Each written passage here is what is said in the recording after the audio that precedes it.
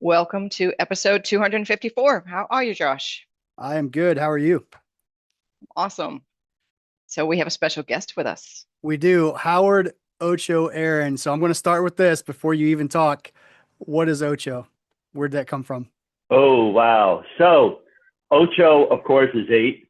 Ocho, when you take the number eight and turn it sideways, it's infinity. And the quick story about it was when I was first diagnosed with that intravascular B cell lymphoma, very technical term, I had a meeting with the oncologist, and it was the day that we were actually going to start treatment. And I wanted one of my children, if I wanted both of my kids to be there. My son was out of town. My daughter couldn't be there, but she said, Dad, I can call in and be a part of this meeting. So I said, great.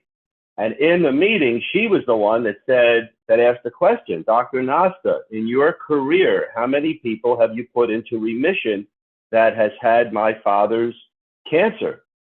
And she said, in my 23-year career, remember, we're talking rare now, your father will be number eight. So I'm thinking 23 years and I'm only number eight. You want to talk about a rare cancer?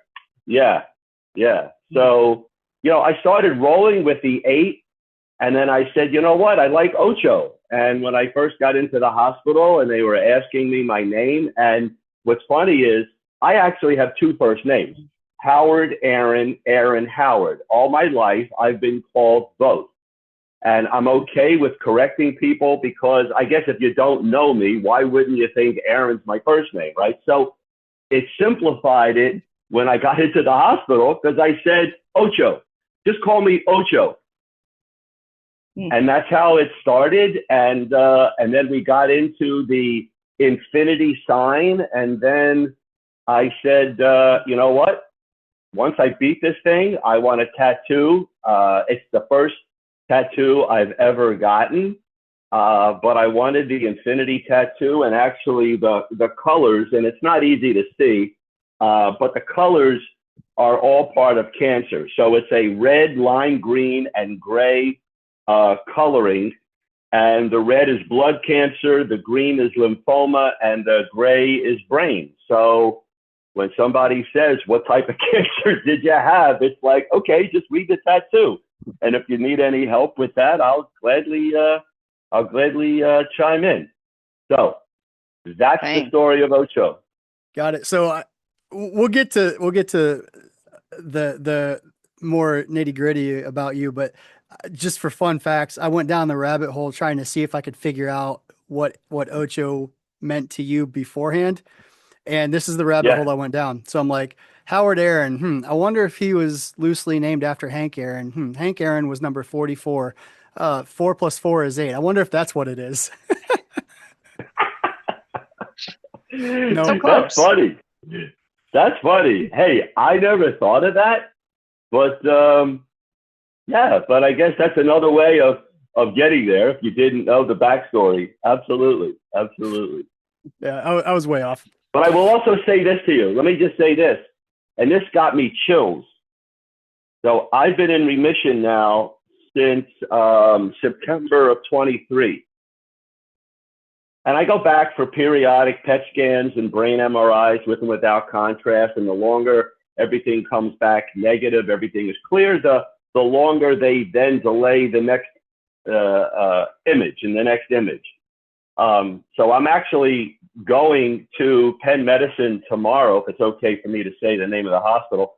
I'm actually going to Penn Medicine, actually on Thursday for my next blood workup and meeting with the oncologist. The last time I went, which was in February, my oncologist said to me, oh, by the way, there's now a number 9. And I had to just take a little whoa. Now, it's been 3 years. It's been 3 years, and cancer is every day. Somebody gets cancer every day. Thousands of people get cancer every day. But it took 3 years for someone now to step up to number 9. Wow. That's how rare this thing is. That's how rare this cancer was. Yeah. Yeah, that's crazy. Well, Anyway. I'm glad you're 8, and I'm glad there's a number 9 now. Maybe it's gaining momentum. Well, you know what's interesting? And if you read my bio, I graduated Philadelphia College of Pharmacy and Science. So when I was a mere lad and my father had a family neighborhood pharmacy, I wanted to be like my dad. I liked that people were coming into the pharmacy and calling him doc. You know, back in the day before all the discount stores and chain stores, they were neighborhood pharmacies. And the neighborhood pharmacy, the pharmacist that owned the store, he was also urgent care. The pharmacists that worked in those stores back in the day handled bumps and bruises and bee stings and splinters and everything else. And it was like, you know what? I wanted to do all that. So I got into the world of medicine. And when I heard how rare this cancer was, I'm thinking to myself, there's not going to be a whole lot of research because Big Pharma doesn't spend money on rare cancers, on rare diseases, because there's no money in it. Unfortunately, I have to say that. You know, if you have an everyday common melanoma or some of the other cancers, you know, there's tons of research. But when I was told how rare this was, and the phone call that I received from the head of neurology at the hospital that first helped diagnose this cancer, said to me, "You're 1 in 2 million." I'm thinking I had a better chance to win the lottery than to get this cancer, right? But I'm 1 in 2 million. And that was the thought that went through my mind. That means there's not a whole lot of R&D on this thing. So I'm really leading my life. I'm giving my life to this oncologist who I was told is the one that I needed to see, who handles special cancers. And I got to just say, hey, listen, whatever you need from me, I'm in. Whatever you want me to do, I'll do. But I was afraid. I was scared out of my pants. But anyway, just wanted to throw that in at you. Yeah. Yeah. I mean, cancer's scary shit, man. It's unfortunate that it exists, but we are happy you're still here with us. But hey, let's, not to downplay that or anything, but just for context, I want to give people a little bit of a backstory of you. I guess you're a lifter. Like, we haven't really talked about that yet. Right. No. Yeah. So you started competing in 2010. Is that accurate? Yeah. And you know what? Why did I wait so long? You know, when I think about that, why did I wait? You know, why wasn't I doing this in my 30s? Just for context for everybody, you're 73 now. I am. I'm going to be 74 in 3 months. Okay. All right. So continue your story. I just want to throw that piece in there. I don't live it. I don't do anything that is representative of anybody that age. And that is another very unique piece about me. I feel and I act and I behave the same way that I did when I was in my 20s. And the energy that I have to keep my excitement level where it is, I believe is also one of the key components in helping me stay as youthful as I am. I just don't want to look old. I don't want to talk old. I don't want to walk old. I don't want to move slow. And so anyway, let's go back to the fact that in 2010, I finally realized that the numbers that I was putting up on the bench were worthy of going into a local meet. I worked out all my life with guys 20 years younger than me. So I had no measuring of what I was doing compared to anybody else my age, because the guys I was training with were 20 years younger. And we were all doing the same thing. Nobody at any point said to me, you know what, you're doing this and you're 20 years older than us. I didn't see myself that way. And because of that, I think I just never thought what I was doing was any big deal.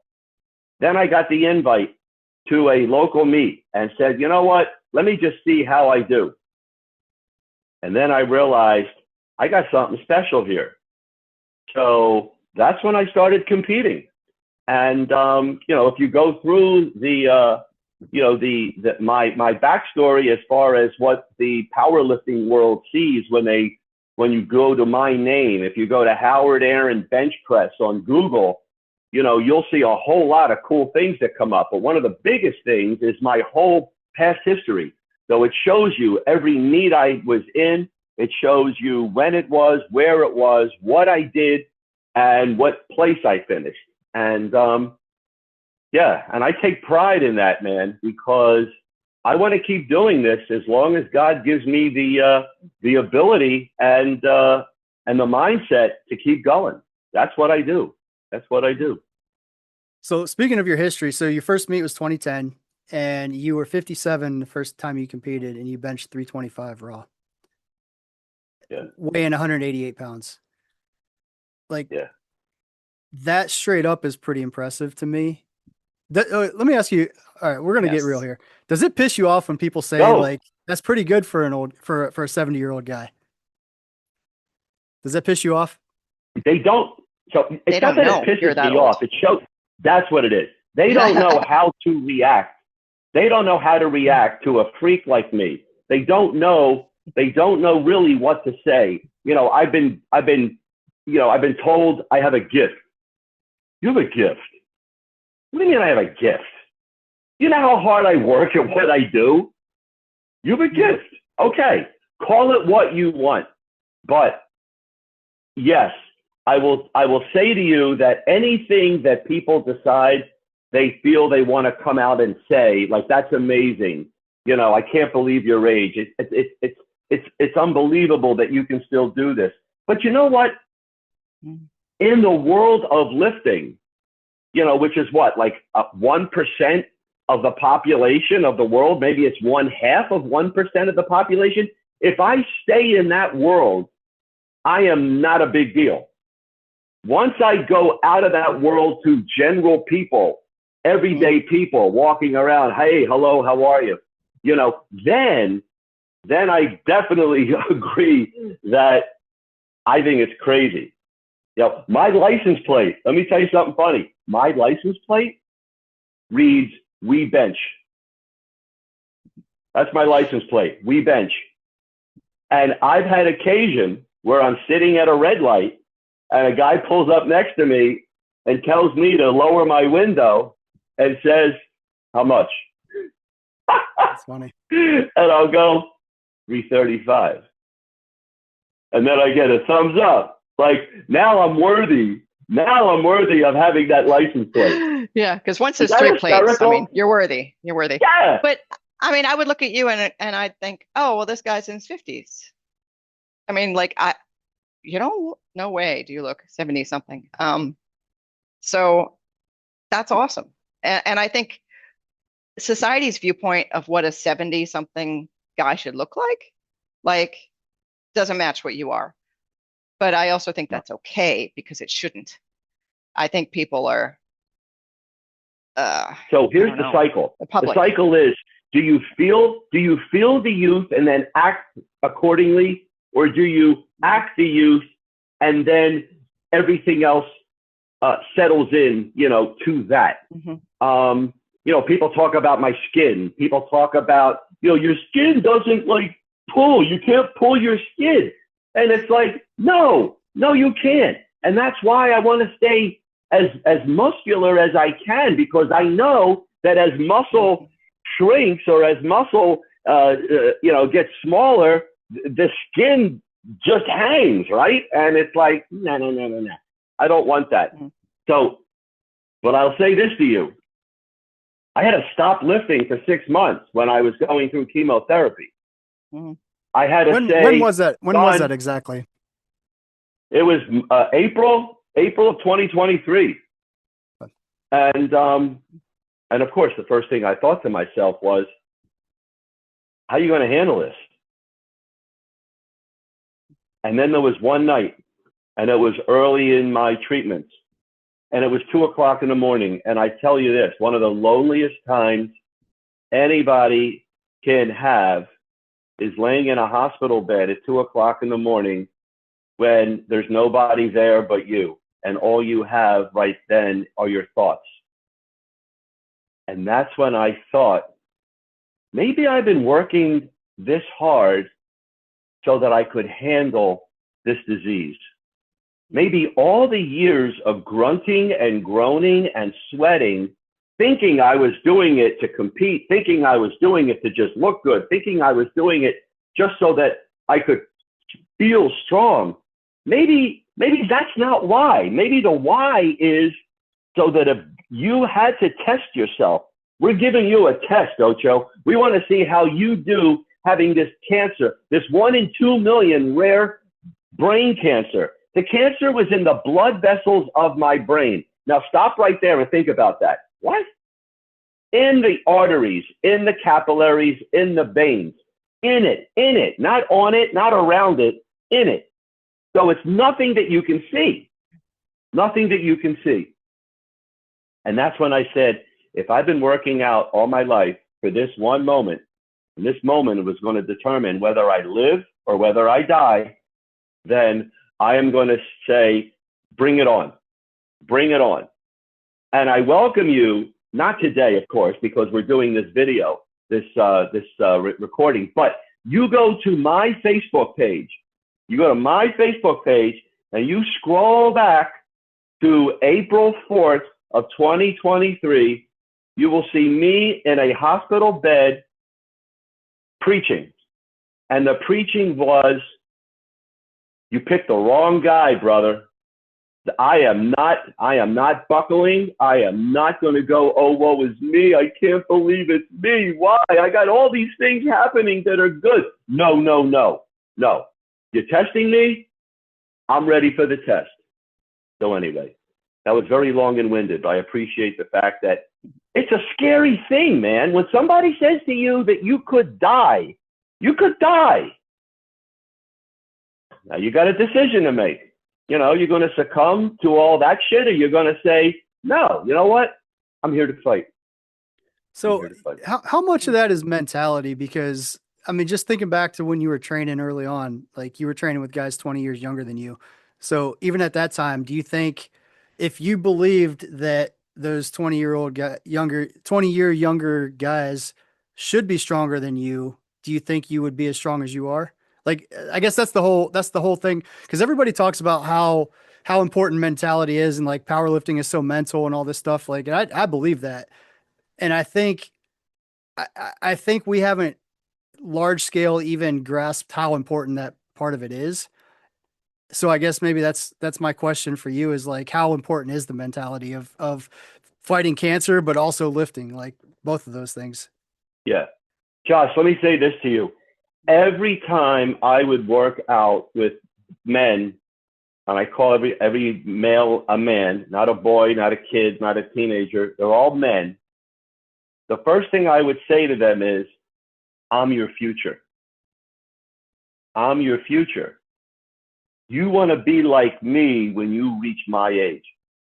And when they heard that statement, they locked themselves into that, because it's not easy when you're in your 30s and 40s to think, will I still be able to do this in 20 years?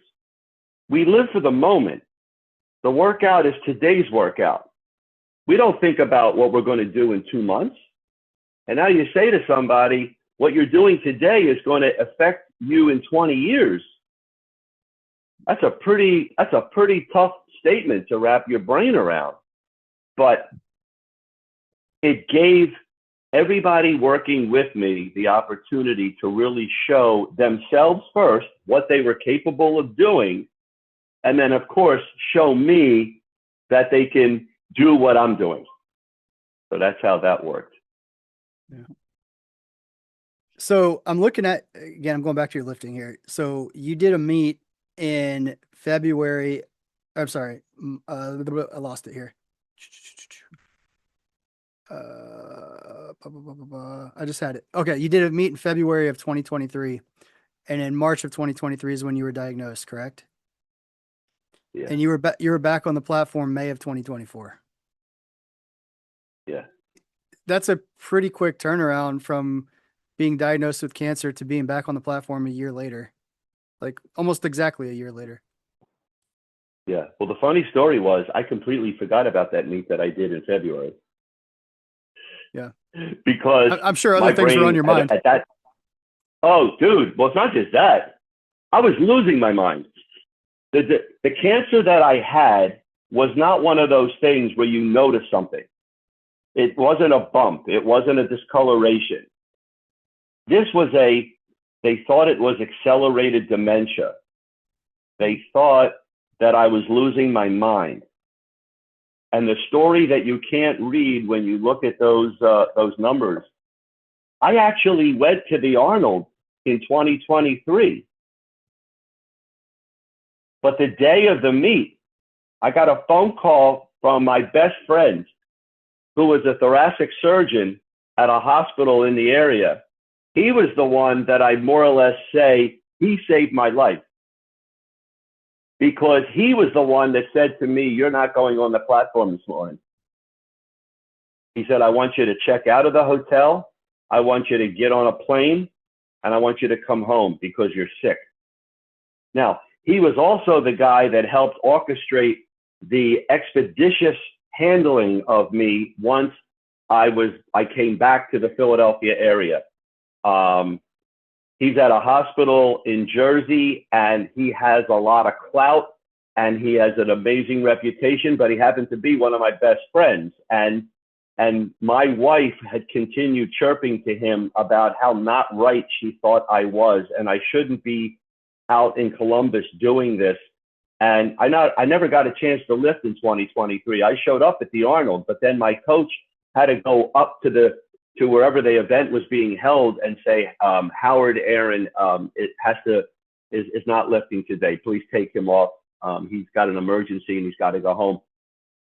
2 weeks later is when I was diagnosed. So, yeah, so I take off 6 months for chemotherapy and for not lifting. And then when I'm given the green light to get back and start lifting again, my determination was, I hope I didn't lose my strength. I hope I can still do what I used to do. And I've been with my trainer for 30 years. I met my trainer 30 years ago, and I was so impressed with his knowledge and his ability to help understand me that I said to him, I don't care how long it takes, because we're going to do this in a slow process. But give us a name. Who's your trainer? Get Bruce Quinn. Bruce Quinn, Quinn. He's a local guy. He's in the Norristown, Pennsylvania area. He's 70. He's 72. He's 72 now, and he just is special. So I said, listen, as long as it takes. But I had no idea how long it was going to take. I couldn't go to anything. There was nothing for me to read and say, well, you know what, if you're 70 years old or 71 years old, nobody my age is supposed to be doing this stuff anyway. I'm like the person now that everybody hopefully will say, if he could do it, I can do it. If he can recover and get back, I guess I can do it. So in that respect, I feel blessed that I can be the guy that people will point to and say, he's the one. He's the one. And I am not doing it for anybody else. I'm doing this for me. I'm doing this for me. And you benched, so your first meet back after chemo, you benched 303 at 71 years old. Yeah. I mean, I guess that's decent. Now you could say, wow, Josh, but I'm going to say that sucked. Yeah. That sucked. That bar felt so heavy. I'm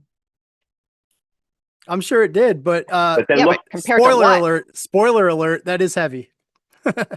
Yeah. Well, yeah, right. Yeah. Go back and see. And then what after, and then how about after that? And then how about after that? And then you start seeing he's going back up again. Yep. Yeah. You definitely, so yeah, 303 was your first meet back. Then you hit 314 and after that, then 325, then 330, Then, so let me back up here. So you have a world record. Yes, I do. Yes. So you actually broke the world record at the Arnold in 2022. Arnold. You benched 150. Mm-hmm. And then Mm-hmm. then you get cancer. Then you go Mm-hmm. through chemo, and then you break it. Mm-hmm. You break the world record that you already have in Uh-huh. 2025 at the Arnold. Uh-huh. Then you broke it again And at then the I break Arnold it the again following year. in Yeah. 2026. Yeah. So at what point is this like, that's good enough? Never. So here's what I think, and this is what the world needs to hear. All your listeners need to hear. The day you decide, you know what, I'm this old, I've done all this, you know, it's harder to do, it takes me longer to recover, I got to focus more on stretching now and modalities to help my body recover. What do I have to do this to myself anymore for? I'm fine just the way it. Let my history, let my past speak for itself. What do I still have to prove? We've only been together a very short time, and I know that if I were to say to you, does that sound like me? Well, You I'll could be shake honest. your head. So I think any competitive athlete, specifically powerlifting, is what I know, what we know. If you get to Yeah, that point where you're like, I'm good, okay, then it's probably time to hang it up, and you might be looking at, you know, I don't know, aging comes at you fast at that point, I think. It's like people that, that's what I read. That's what I read. yeah, that's what I that's what I hear. But even people like, that work, you know, 40 hours a week, 50 hours a week, whatever, all their life, and then they retire, and then they pass away like within a year of retiring, just because they lost their purpose or whatever. Like, Right. I That's think it's exactly one of those right. things. Yeah. Right. But I digress just a little bit because I think that you can have that person that, okay, because I'm one of them, that takes that thing and that energy and just channels it into something different, right? Because, um, like I powerlifted until it stopped being fun. And then when I got hurt, I was like, all right, that's fine. I'll find something different that I like. And now I'm channeling all that into free diving and scuba diving and, Oh you yeah. know, but people are still like, oh, you shouldn't be doing that. That's scary. That's dangerous. You're old. Like, fuck you. That's what I have to Well, say. I'm like, I listen. don't want to be Remember that this. person. What I was hoping would set me apart from everybody else was the fact that I have a lot of knowledge when it comes to the body. Because I went to the pharmacy college in Philadelphia, I had Yeah. 3 semesters. 3 semesters. That's 1.5 years. I had a year and a half of anatomy and physiology. I was taught anything and everything that a doctor would have to know in med school.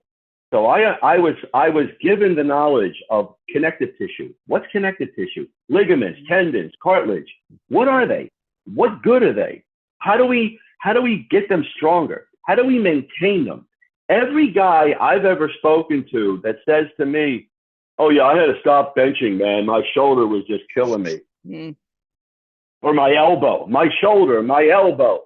It's like, dude, obviously they don't know how to take care of their connective tissue, because if you know how to strengthen tendons, then you keep your tendons strong. The connection of the muscle to the bone, if that's not strong, you're setting yourself up for an inflammation. You're setting yourself up for things that end in itis, arthritis, tendonitis, bursitis, all these itises, right? You're setting yourself up for that. I knew too much. And the other thing that I wanted you to also appreciate was, once I got through cancer, you know what I thought? I bet the last year of my lifting, my body was going through the early stages of that lymphoma. Mm-hmm. Yep. Which told me that my body has not been healthy. My body has not been cancer-free for a long time. So I looked at this as an opportunity to show me how much more I felt I was capable of doing. Mhm. Yeah. Yeah. Yeah.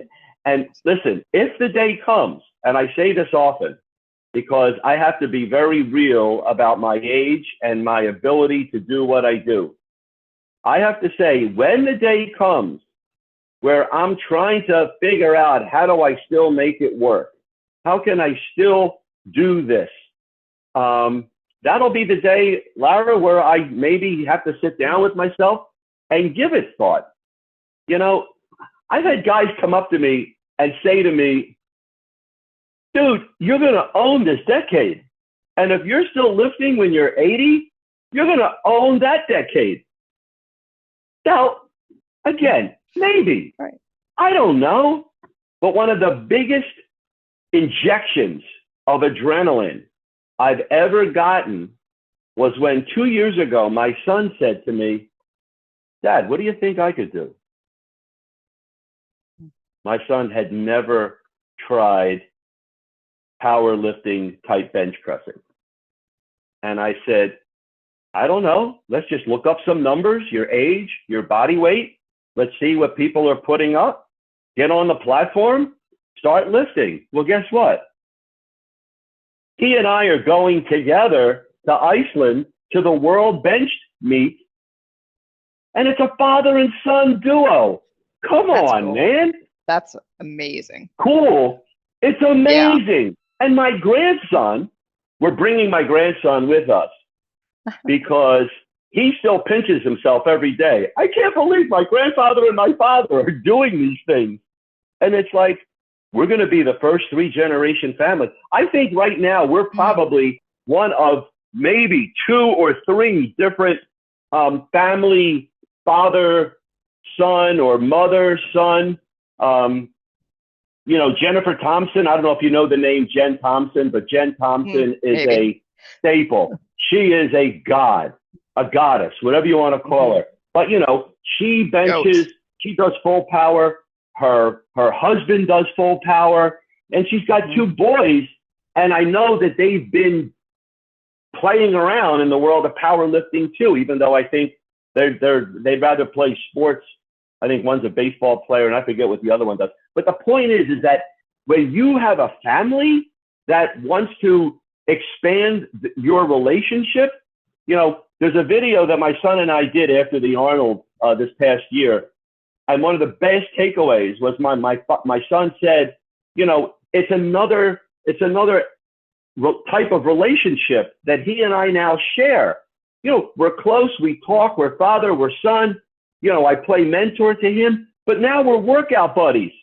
I mean, again, I pinch myself to say, if this is all because I stood up to the fight against intravascular B-cell lymphoma, then I'll take the reward and say thank you.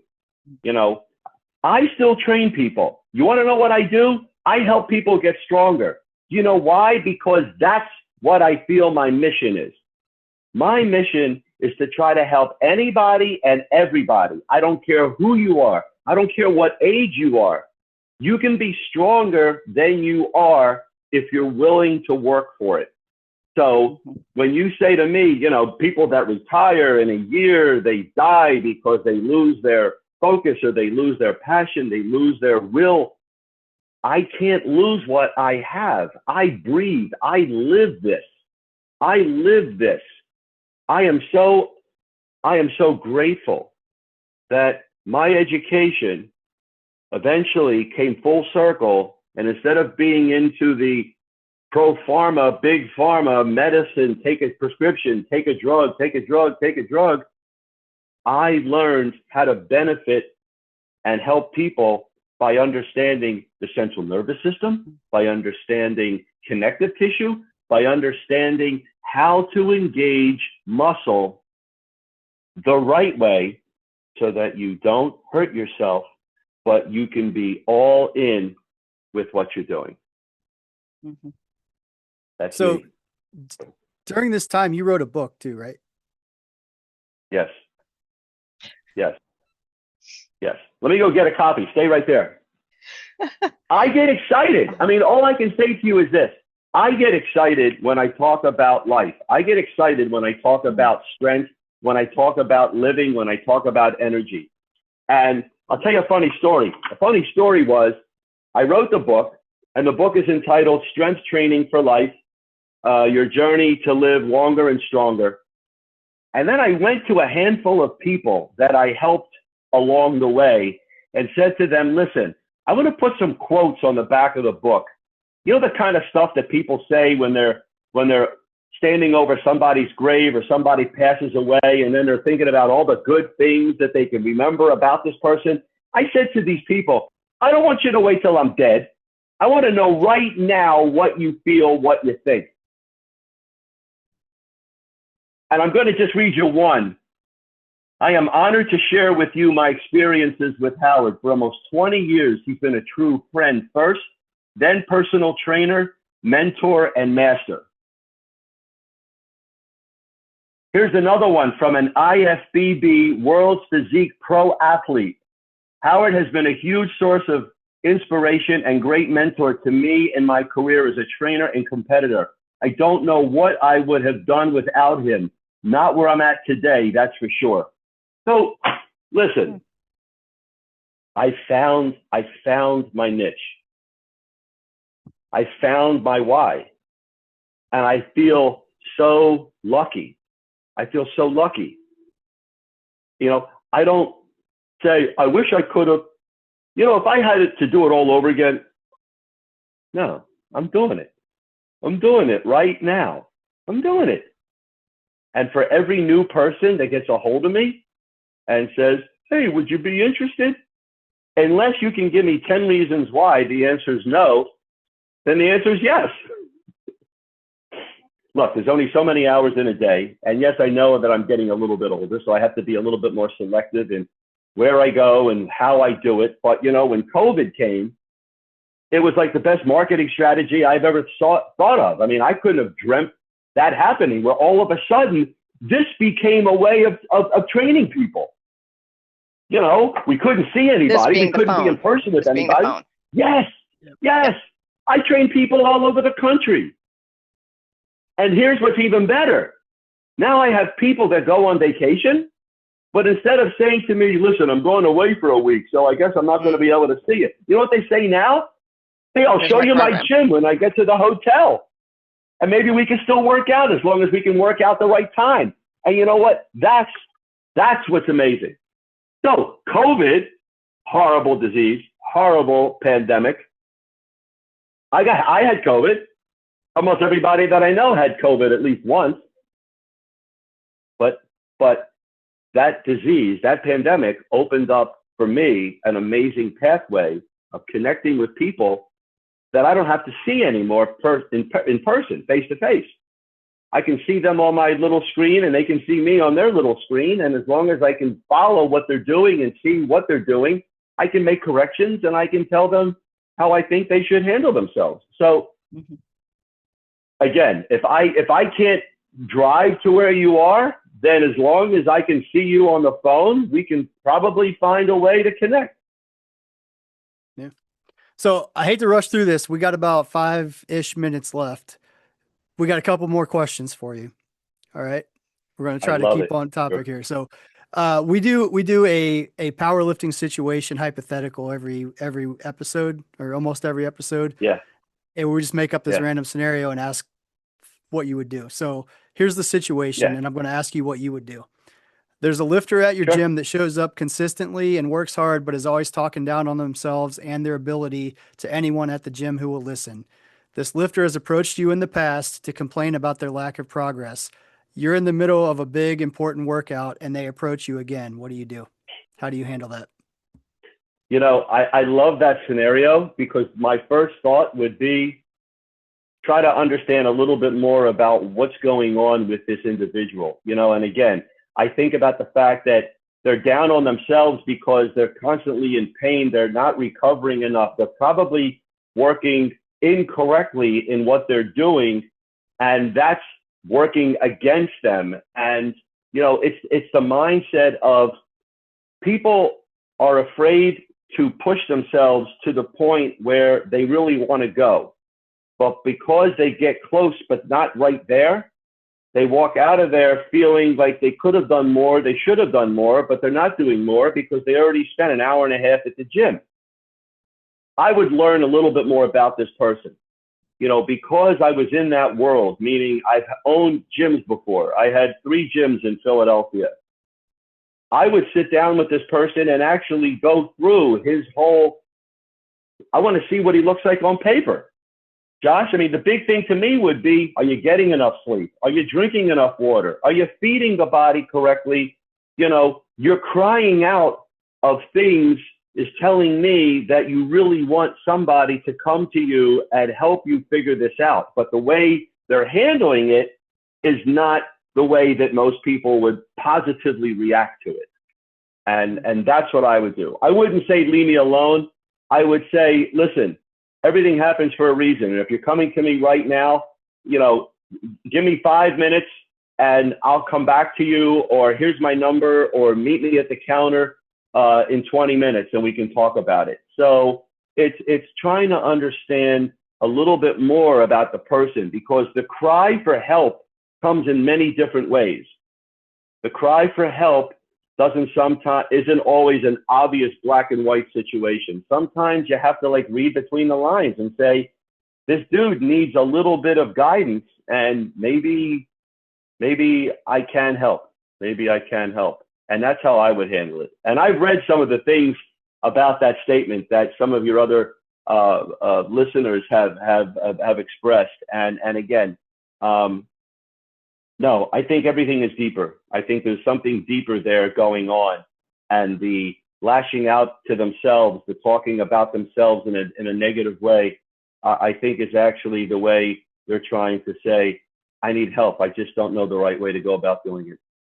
Yeah, that's a good answer. Well, what I would say to somebody is this, you know, I would try to understand everything about them. Tell me what your workout plan is. And again, try to do it in such a way where they don't feel like I'm attacking them.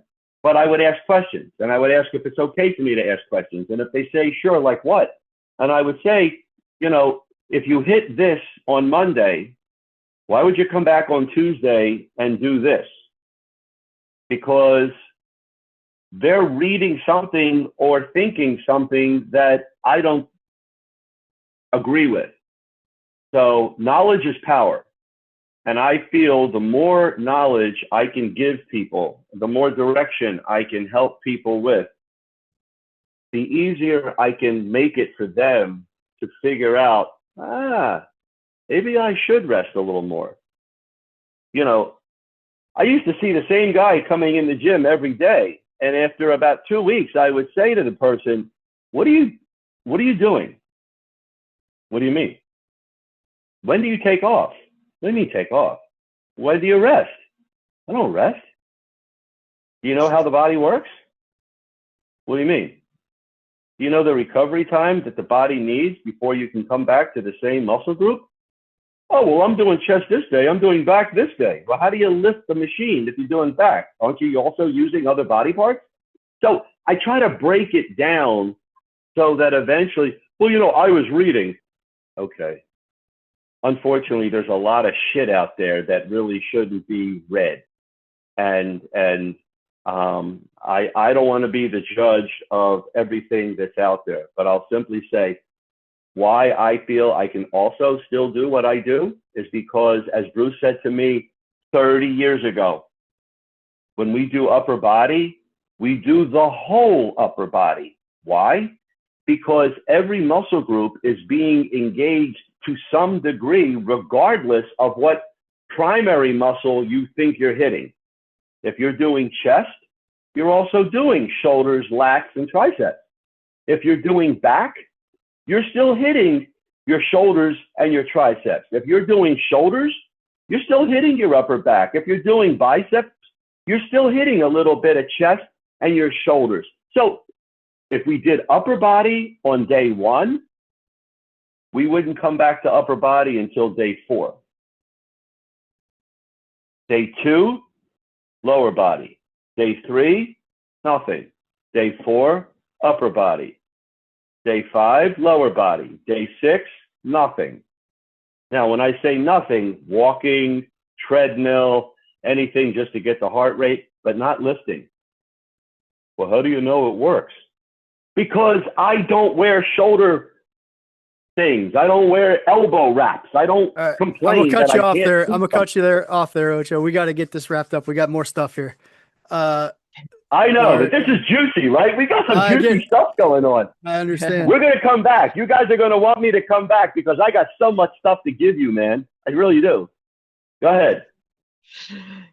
All right. So the last question would be, someone new walks into the gym, wants to lift. What do you tell them? New lifter tip. I mean, the biggest tip I could give them is go light, lift slow. Go light, lift slow, and then we figure things out from there. So heavy doesn't come into play because heavy usually means bad form. So knowing if your goal is to engage muscle, that's really what your goal is. You know, you can say, my goal is to get stronger. My goal is to get more cut. My goal is to get bigger. Your goal is to engage muscle. The best way to do that, you go slow. In order to go slow, you can't lift heavy. And then you develop your tolerance starting from that point. And then from there, you try more and go forward. That's how I would respond to that question. Cool. I got one last rapid fire question, and then we got to wrap this up. Your third attempt bench is for a world record. What's playing in your headphones? You know what I love by Aerosmith, Dream On? That's not the first time somebody has said that song. I love that. Yeah, especially the way they do it. But you know what the problem is when you go to those meets, and I've gone to the meets where they say to you, tell me what song you want us to play. They never hit the right part of the song. Yeah. It's like there's a certain part of that song that you got to get into the song for at least a minute and a half or so. But by then, I'm already on the platform and I can't get to that point. I just have to know that it's coming. That's when you just like whisper to the spotter, like, hey, misload this real quick so that they start the song and then they have to fix it. So it takes more time.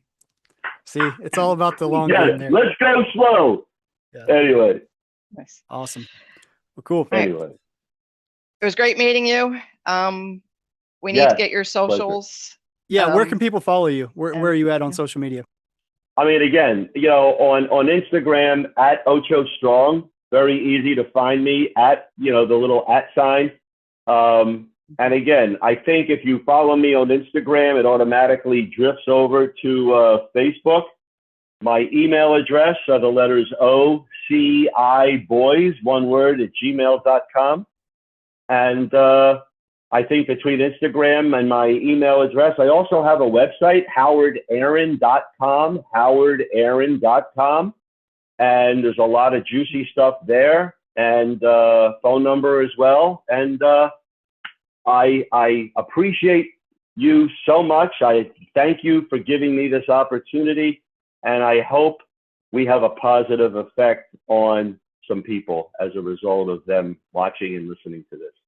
Agreed. Yeah. I appreciate you being on. It was a fun conversation and interesting story. Like I knew a little bit about you coming in, but not really. So it's kind of cool to get the backstory and kind of fill in some of the gaps there. So that's pretty cool. Yeah. Very cool. Awesome. Very cool. All right. Thank you, Lara. All right. All right. Thank you all for listening. And Ocho, thanks for being on here, and we will catch you all next time. Thank you, Later. Josh. All right. All right. Bye now. All right. Have a great day. Take care. Thank you so much for listening. If you enjoyed today's episode of the Powerlifting and Power Ballads podcast, please remember to subscribe and share it with your friends.